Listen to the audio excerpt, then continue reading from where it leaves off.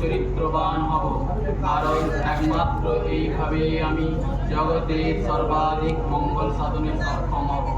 আমার মাতৃভূমি ভারতবর্ষকে সুন্দরতর করে গড়ে তুলতে সহায়তা করতে পারব এবং একমাত্র এইভাবে আমি আমার নিজেরও সর্বাধিক মঙ্গল করতে পারব। কেননা চরিত্র বল ছাড়া ব্যবহারিক জগতে বা অন্য কোনো ক্ষেত্রে সফলতা লাভ করা সম্ভব নয়।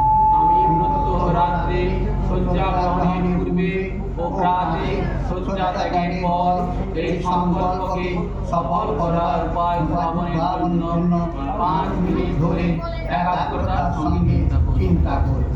আমি জানি আমি নিজেকে চরিত্রবান করে তুলতে পারি এবং সেই জন্য এই উদ্দেশ্যে কোনো অন্তরায়কে আমি কখনো প্রশ্রয় দেব না এবং পবিত্রতা, ধৈর্য ও অধ্যবসায়ের সঙ্গে নিরলসভাবে এই উদ্দেশ্য সফল করার জন্য কাজ করে যাব।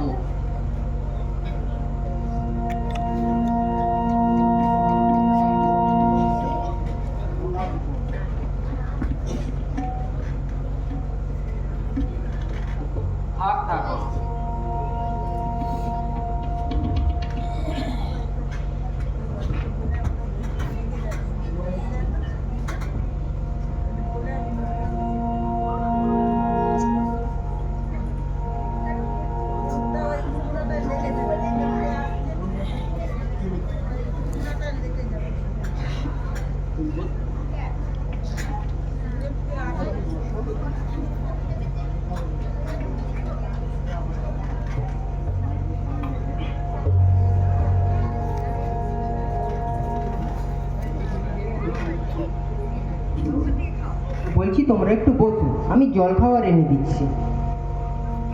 ঠিক আছে। দেখো বাবা, একটা কথা সর্বদার জন্য মনে রাখবে, এই যে জীবনটা, এটা আমাদের ভেতরের যে দেবত্ব তা বিকাশের জন্য, প্রকাশের জন্য, ভোগের জন্য নয়। কিন্তু হ্যাঁ বাবা, কিন্তু বন্ধুরা বলাবলি করছিল। দেখো বাবা, বন্ধুরা অনেকে অনেক কিছু বলাবলি করবে, কিন্তু ওইসব কথায় সত্য আছে কিনা তুমি যাচাই করবে, বিচার করবে। আমি বললেও বিশ্বাস করবে না, আর গুরু বললেও না।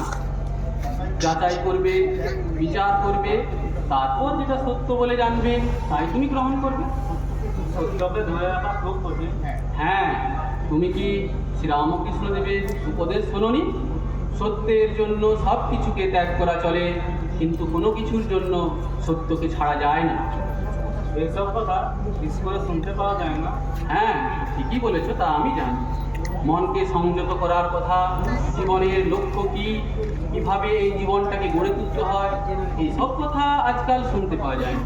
তাই তো তোমাকে এই কথাগুলো একটু ধরিয়ে দিচ্ছি মা। এখন তুমি প্রহ্লাদের কথা বলো না বাবা।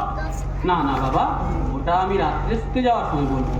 এখন তুমি তোমার স্কুলের পড়াটা করে নাও। ঠিক আছে।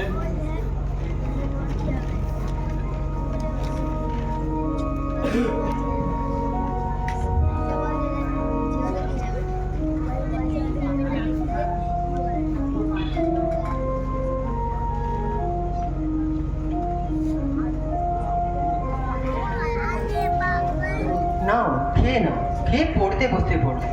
আর তুমি, তোমার বাইরে যাওয়া চলবে না, ছেলের কাছেই বসে থাকবে। আমাদের জীবনে ত্যাগ না থাকলে, সংযম না থাকলে ও কি আদর্শ পাবে? ঠিক কথাই বলেছ। আমাদের জীবনে আদর্শ হয়ে ফুটে উঠতে হবে। ধনসম্পদ রাখার থেকে বাবা মায়ের সুন্দর জীবন, সত্যে প্রতিষ্ঠিত জীবন আমাদের বাবুর কাছে অনেক বড় সম্পদ হবে। আর এই সম্পদকে কাজে লাগিয়ে ও জীবনে মাথা উঁচু করে বাঁচতে পারবে, বড় হওয়ার অনুপ্রেরণা পাবে।